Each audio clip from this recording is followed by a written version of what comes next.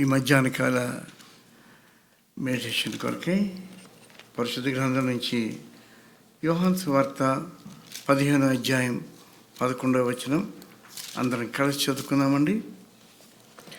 For our this afternoon's meditation, shall we turn to John's Gospel, chapter 15, and shall we all read verse 11? All of us, John's Gospel, chapter 15, verse 11. మీ యందు నా సంతోషం. These things I have spoken to you, that my joy may remain in you, and that your joy may be full. Likewise, Philippians 4th chapter, verse 4 and 4 to 6. All At the together. same time, Philippians, let's turn to Epistle of Philippians, chapter 4. 4 to 6. Verses 4, 5 and 6, shall we all read together? Philippians chapter 4, verses 4 to 6, all of us. Rejoice in the Lord always. Again I will say rejoice. Let your gentleness be known to all men. The Lord is at hand. Be anxious for nothing, but in everything by prayer and supplication, with thanksgiving, let your requests be made known to God. ప్రార్థన చేసుకుందామండి. పరిశుద్ధుడైన మా పరలోకపు తండ్రి, జీవమంగళ రక్షకుడైన యేసుక్రీస్తు వారి దయగల నామంలో నీ పరిశుద్ధ పాత్రని చేరి నీకు స్తోత్రాలు వందనాలు తెలుస్తున్నాం. మా తండ్రి నాయన, ఉదయకాలం నుంచి మీరు మాకు ఇచ్చిన ఎంతో సంతోషకరమైన సమయాన్ని బట్టి స్తోత్రములు. నిన్ను ఆత్మతో సత్యంతో ఆరాధించడం కొరకే నీ కృపను బట్టి వందనాలు. మా తండ్రి, నీ యొక్క బలలో యోగ్యంగా పాలు పొందే ధన్యత ఇచ్చినందుకు వందనాలు తండ్రి. ఈ సమయంలో మేము నీ వాక్యాన్ని ధ్యానించడే ఉండగా మీరే మాతో మీరు మాట్లాడండి. బలహీనుడు శక్తిహీనుడు ఏమి లేనటువంటి వాడిని ప్రభా, నన్ను సంపూర్ణంగా నీ సిలువు చాటును మరుగుపరిచి నీ పరలోక సింహాసనం నుంచి నాయన మీరే మాట్లాడమని, వాళ్ళని బలపరచమని, నీ రాకడ కొరకే సంసిద్ధపరచమని వేడుకుంటూ క్రీస్తు వారి మహోన్నతమైన నామంలో ఈ ప్రార్థనతో వినయంగా అడిగి వేడుకుంటున్నాం మా పరమ తండ్రి. ఆమేన్. మనం 2 వచనాలు చదివాము. దాంట్లోనూ ప్రత్యేకంగా ఉన్నది, దేవుడు మనల్ని కూడా ఆయన యొక్క ఉద్దేశము, ఆయన సంకల్పము, ఆయన కోరిక కనపడుతుంది ఏంటంటే మనందరం కూడా సంతోషంగా ఆనందంగా ఉండాలని. The two scriptural portions that we read this afternoon now, the common thing in this both the scriptural references is about the will, the desire, the eagerness of Lord that we all be glad and happy. నిజంగా ఎంతో ఆనందంగా ఉండవాలని ఆయన కోరిక. అందుకనే మనల్ని ఈ లోకంలోనూ రక్షించిన దేవుని తన పిల్లలుగా చేసుకున్నప్పుడు ఆయన మనకి రక్షణతో పాటు ఇచ్చింది ఆనందం ఇచ్చినాడు, రక్షణ ఆనందం. The Lord's desire that we should be glad, and therefore we can see from the fact that the Lord, when He has given us a salvation, He has given us the gladness, the joy of salvation. రక్షణ ఆనందం అనగానే రక్షణ బట్టి మనకు వచ్చినటువంటి ఆనందం. When I mean joy of salvation, it means that the joy that we obtain after getting saved. మన పాపం క్షమించబడినటువంటి గొప్ప సంతోషం. A great joy and happiness that our sins have been forgiven.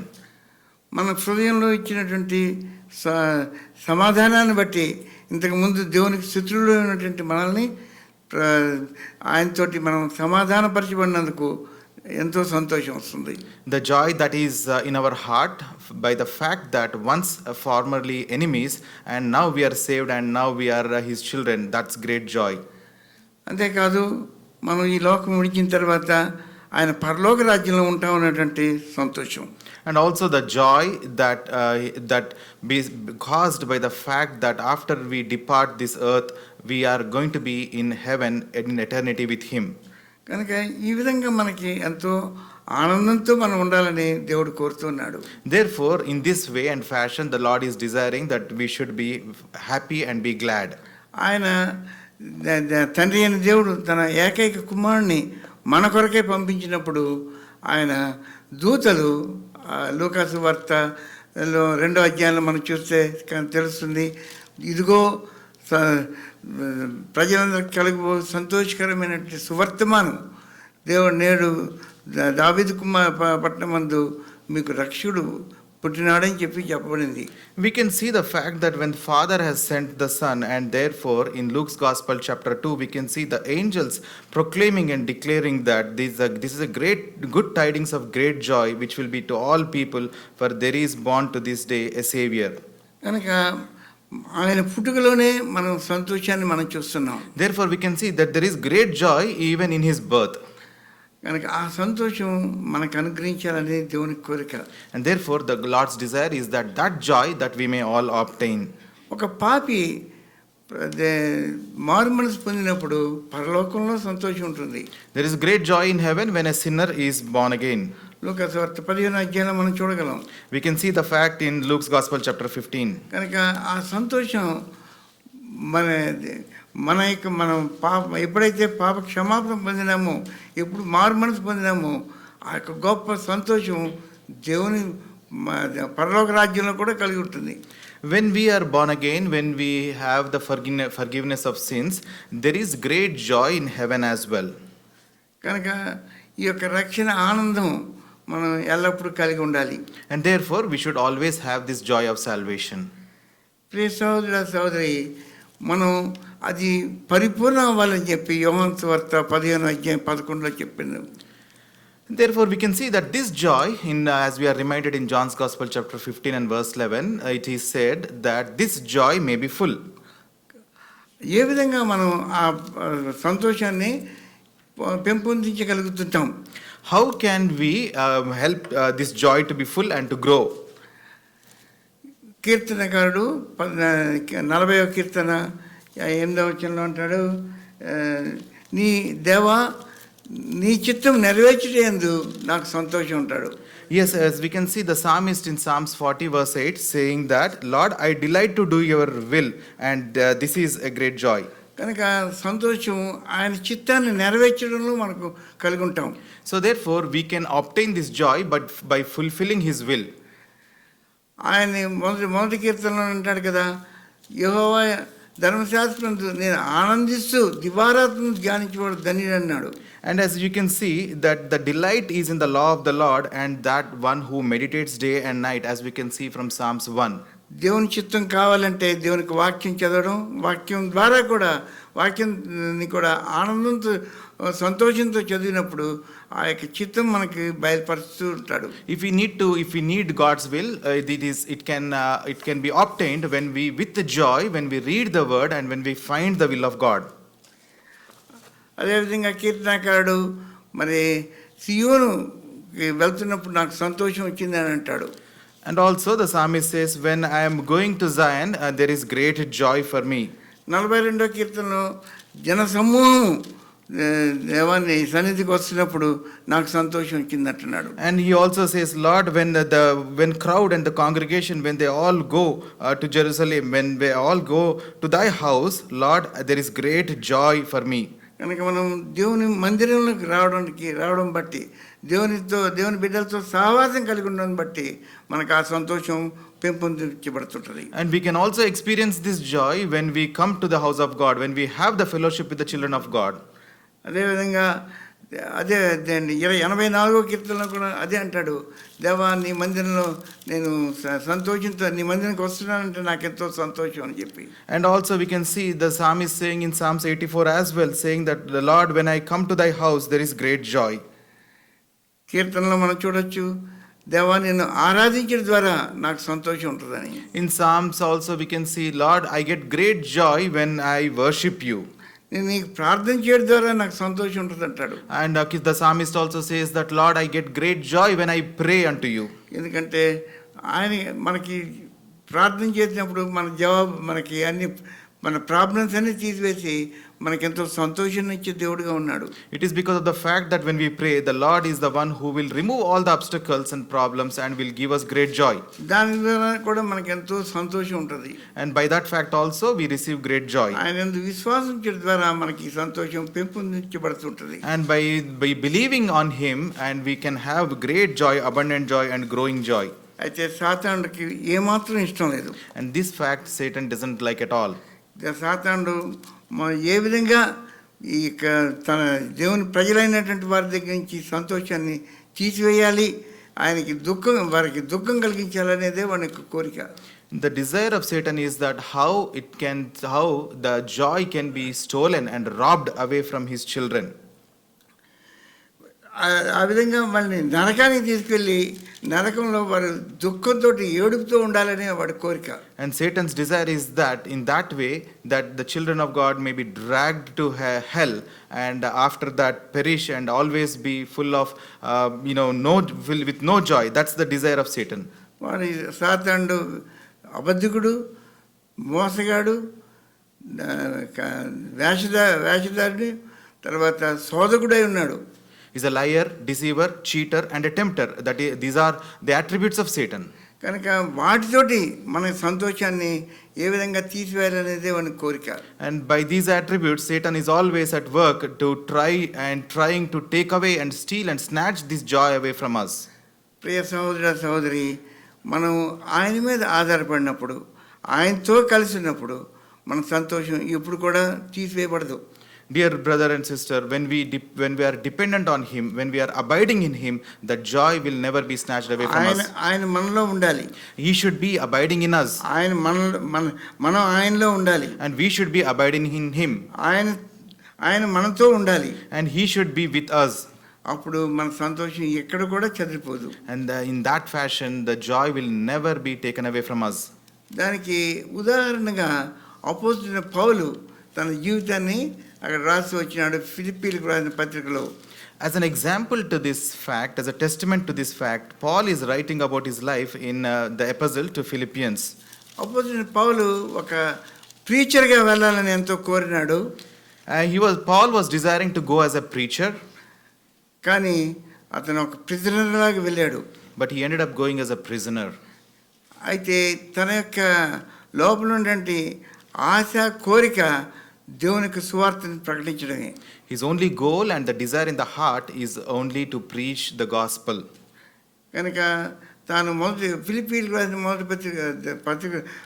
మొదటి అధ్యాయంలోనూ ఆ విషయాన్నే వర్ణిస్తూ వచ్చాడు. In Philippians chapter 1 we can see Paul describing this fact. ఇంకో వేరే వారైతే కృంగిపోయేవారు. Anybody else in his place would have been disappointed and discouraged. అయితే అపోస్తలుడైన పౌలు, నన్ను దేవుడు ఇక్కడ తీసుకొచ్చాడు, దేవునికి వాక్యాన్ని నేను ప్రచురించి తీరాలి. Whereas Paul was very firm in his mind that Lord has sent him to that place and therefore he was determined to share and preach the gospel. అయితే అక్కడ ప్రజల్లోనూ తనతో పాటు అక్కడ ఉన్న వాళ్ళే ఎవరు లేరు. తనతో పాటు సైనికులు, ప్రేతరం మీద సైనికులు మాత్రమే తనతో పాటు అక్కడ తనని బంధించి ఉంచారు. When he was imprisoned, there is nobody else for his fellowship but only the soldiers around him. అక్కడ జరిగిన విషయం ఏంటంటే ఆ ప్రేతోరమ్య వారు కైసరు యొక్క అంతఃపురంలో ఉండేటువంటి సైనికులు వాళ్ళు. These are the soldiers who were in the palace of Caesar. వారు ఎటువంటి పరిస్థితుల్లో కూడా బయట వారితో సంబంధం లేదు. They do not have any relationship or fellowship with outsiders. అటువంటి వారికి వాక్యం వెళ్ళడం చాలా కష్టమే. For such a kind of soldiers, it is very difficult to share the gospel. మరి అయితే అపోస్తలుడైన పౌలు ఎంత సంతోషించాడంటే, నన్ను ఇక్కడ దేవుడు తీసుకొచ్చింది ఆ యొక్క కైసర్ సైన్యానికి, నేను ఆ యొక్క అంతఃపురంలో ఉన్నటువంటి సైనికులకి నేను చెప్పడానికి తీసుకొచ్చాడని గ్రహించాడు. Whereas Paul realized that the Lord has brought him to share the gospel with the palace guards and the soldiers there. In his chains also he had an opportunity to share the gospel with them.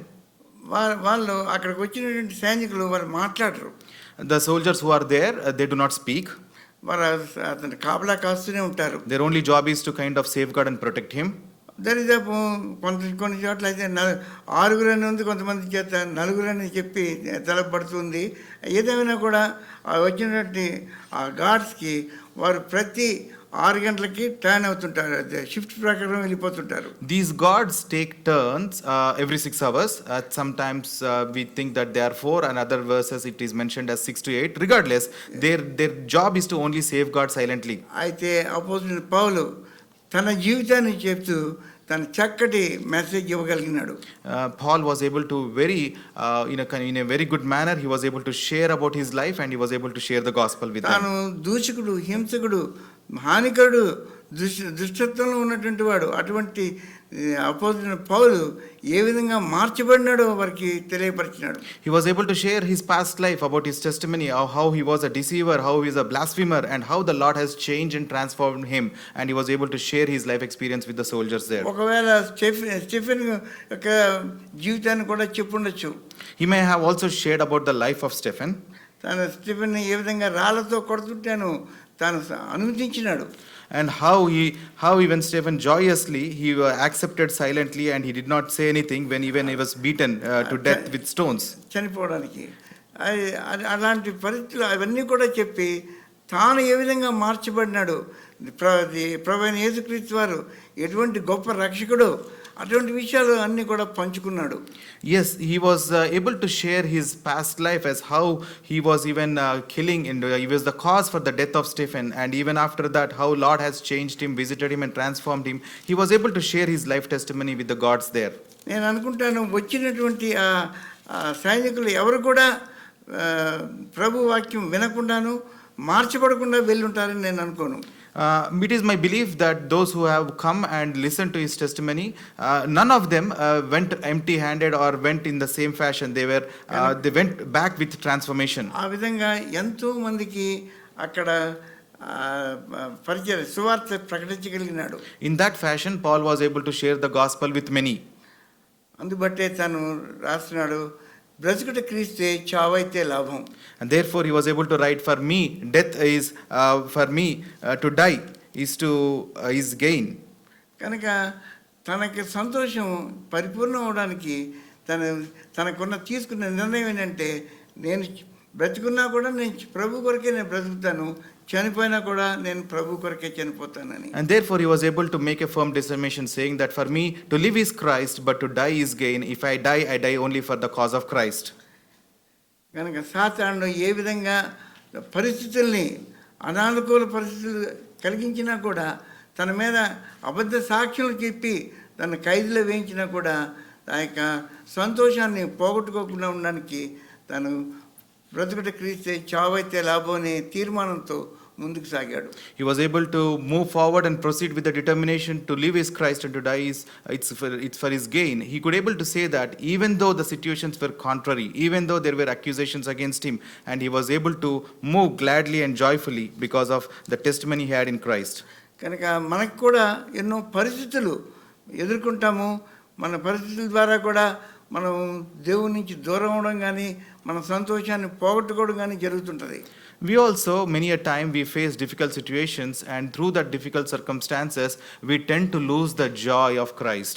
అయితే మనం కూడా తీసుకోవాల్సిన తీర్మానం ఏంటంటే, బ్రతుకుట క్రీస్తే చావైతే లాభం.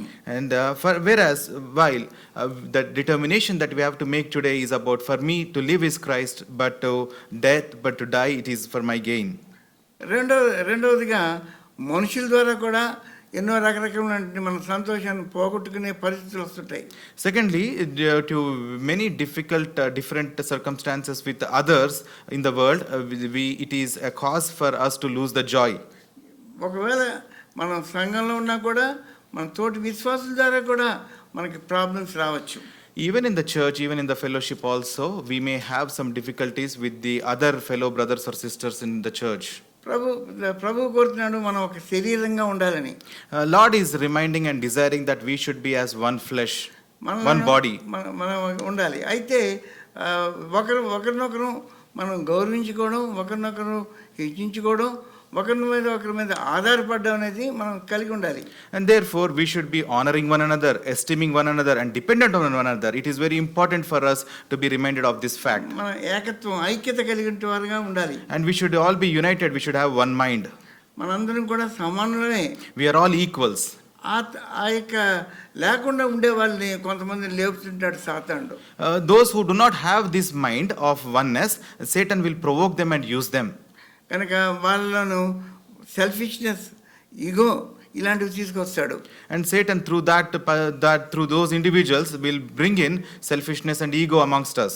దాని తర్వాత వారు మా కార్యాలు జరగాలి అనేది వారి తలంపు ఉంటుంది, కానీ ఇతరుల కార్యాలు జరగాలని, ప్రభు కార్యాలు జరగాలని వారు తలంచరు. And they do not desire and they do not prioritize the work of the Lord, whereas instead they always look at having their own things accomplished. అయితే అపోజిట్ పౌలు తాను ఏమని రాసినంటే, అలాంటి పరిస్థితి, అలాంటి మనుషుల మధ్యలో మనం ఉన్నా కూడా మనము యేసుక్రీస్తు ప్రభు కలిగినటువంటి మనసును కలిగి ఉండాలి అని అంటున్నాడు.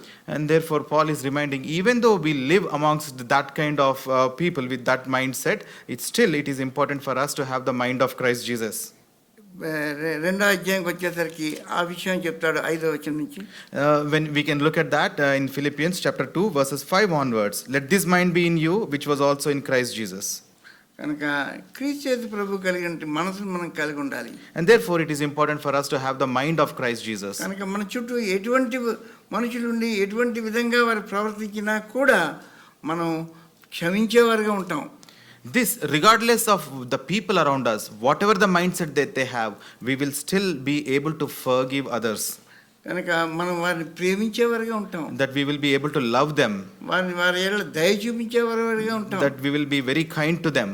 కనుక ప్రభు యొక్క మనసును మనం కలిగి ఉన్నప్పుడు ఎటువంటి వారి మధ్య మనం నివసించినా కూడా మన సంతోషం కదించబడదు. When we have the mind of Christ Jesus, regardless, doesn't matter amongst with who others we are living with, we will still continue to have the joy. మూడవదిగా సాతానుడు చేసి చూపించేది మనకి ఎన్నో లోక సంబంధమైనటువంటి భోగభాగ్యాలను చూపిస్తాడు. వాటి ద్వారా మన సంతోషాన్ని దూరపరచాలని వాడి కోరిక. Thirdly, Satan also tries to show us the riches and the attractions of the world, and therefore through that he would like to take away the joy from us. దేవుని నుంచి దూరపరచాలని. And his intent is to separate us and take us away from the Lord. మూడో అధ్యాయంకి వచ్చేసరికి ఆ విషయాలు రాస్తుంటాడు. We can see these things in the chapter 3 of Philippians.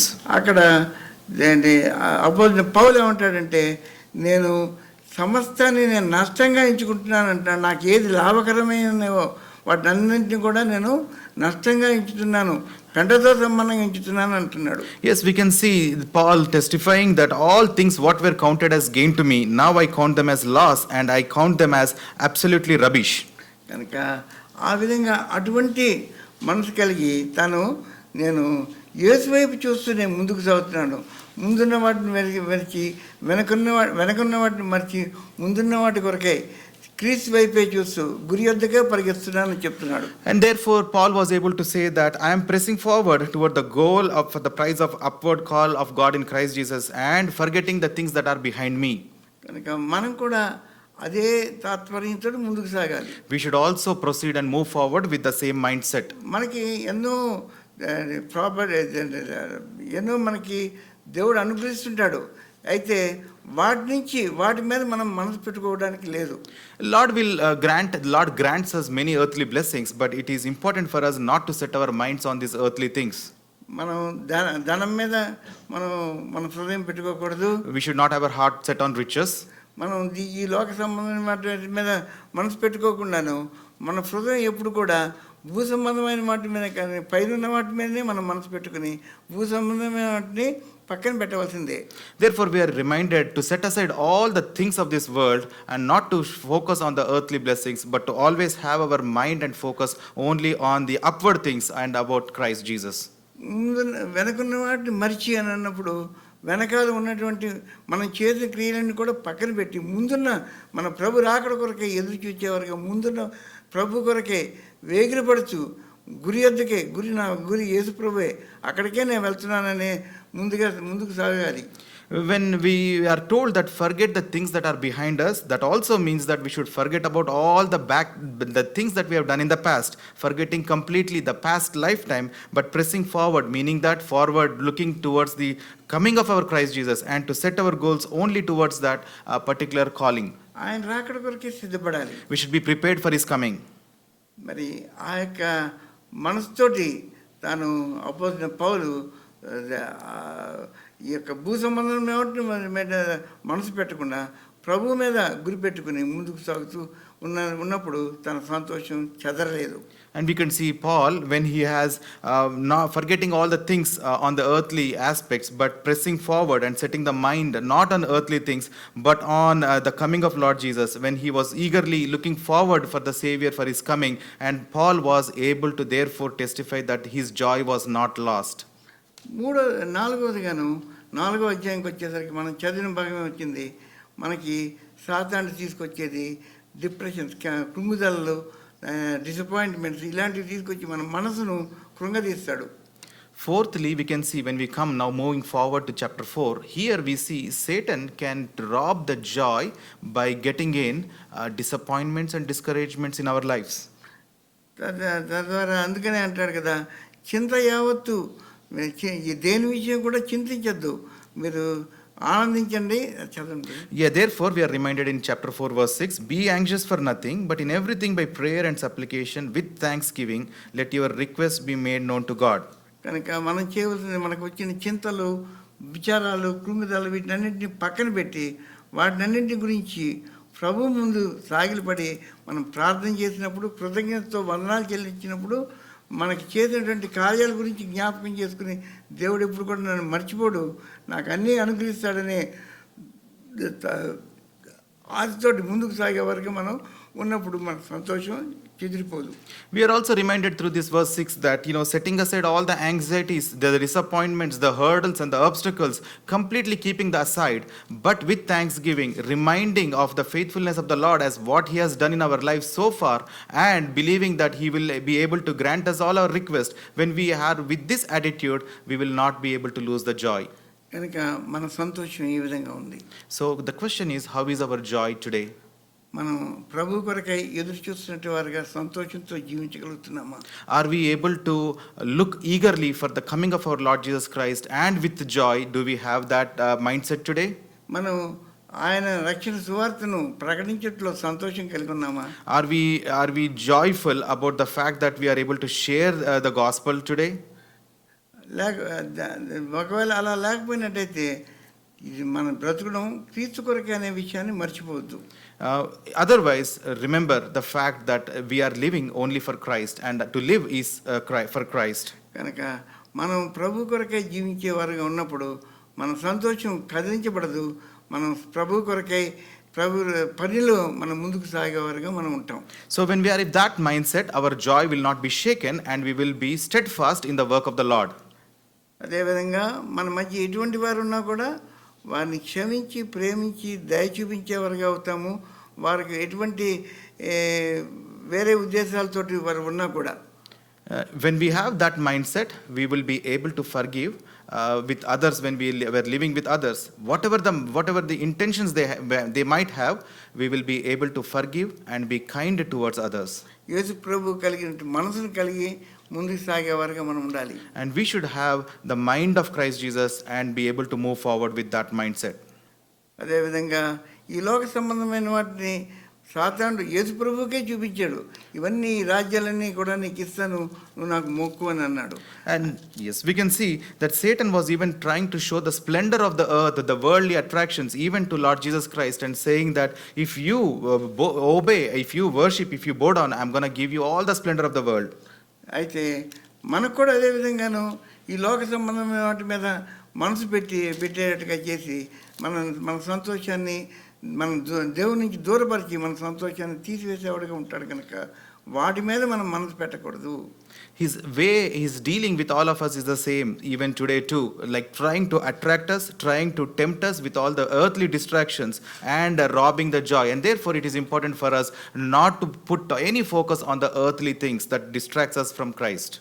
అదేవిధంగా ఎటువంటి problems వచ్చినా కూడా మనం ఎటువంటి చింతలు వచ్చినా, ఏంటి బాధలు వచ్చినా, డిప్రెషన్స్ వచ్చినా, డిసప్పాయింట్మెంట్స్ వచ్చినా కూడా మనము ప్రభు మీదనే మనసు పెట్టి ఆయన సన్నిధిలో మన ప్రార్థనాపూర్వకంగా, ఎందుకంటే ఆయన ప్రభు మీరు చింతించద్దు, మీ కొరకై ప్రభువే చింతిస్తున్నాడని చెప్పాడు. we are reminded of the promise that says that do not be anxious, for the Lord himself, for he cares for us. And reminded of this fact, it is important for us not to be anxious for any problems, disappointments, discouragements, challenges, hurdles, in everything, laying aside all the distractions and submitting our prayers with thanksgiving. వాటి బదులు మనం ప్రార్థనాపూర్వకంగా కృతజ్ఞతతోటి దేవుని సన్నిధిలో ఉన్నప్పుడు అన్ని కూడా మన సంతోషం కదిలించబడదు. Prayerfully, with an attitude of thanksgiving, when you are in his presence, our joy will not be shaken. కనుక చివరిగా మీకు ఒక చిన్న చెప్పేదంటే అపోజిట్ పౌలు తిమోతికి వ్రాసినట్లుగాను మనము మన మాటలో, మన యొక్క విశ్వాసంలో, మన ప్రవర్తనలో, మన ప్రేమలో విశ్వాసులకే మాదిరికరంగా ఉండాలి పవిత్రతలో. Yes, as we are reminded, as Paul is reminding to Timothy, in everything, whether be it is in your word, in conduct, in love, in spirit, in faith, in purity, in everything, we should be as an examples to others. కనుక మన ఈ విధంగా ఈ లోకయాత్రలో మనం ప్రభు మనకిచ్చిన సంతోషాన్ని పరిపూర్ణం చేసేవారుగా మనం ఉండాలి. So in this earthly journey, we should be as one who is able to enjoy and who is able to experience the fullness of joy that is given to us through Christ Jesus. కనుక ఈ సంతోషం మనందరికీ కలిగి ఉండాలని మనం ప్రార్థన చేద్దాము.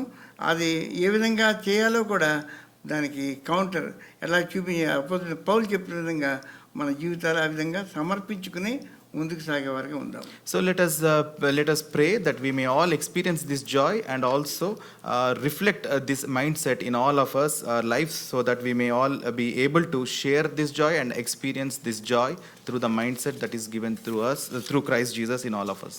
Praise the Lord. Praise the Lord.